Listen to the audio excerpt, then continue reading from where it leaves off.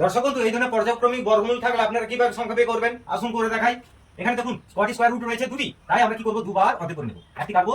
হয়ে গেল, আবার একটি কাটবো, হয়ে গেল 2, তাহলে সংখ্যাটা দাঁড়ালো কত ভিতরে 2 স্কয়ার, অর্থাৎ এটির উত্তর হলো 4, হয়ে গেল রাইট অ্যান্সার। তারপর এখানে দেখুন 24 রয়েছে, কটি রয়েছে তিনটি, তাই তিনবার কাটবো, হয়ে গেল কত 12, অর্ধেক করুন, তারপর আবার হয়ে গেল কত 6, তারপর আবার কাটুন, হয়ে গেল কত 3, তাহলে সংখ্যাটি কত দাঁড়ালো,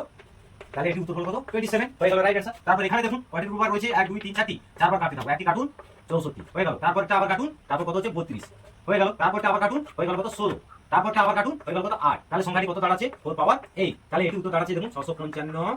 36, হয়ে গেল রাইট অ্যান্সার। এরপর এখানে আমরা কি করবো ভালো লক্ষ্য করুন, এখানে কটি রয়েছে 1 2 3 4 5টি রয়েছে, তাই আমরা প্রথমটি কাটবো, হয়ে গেল কত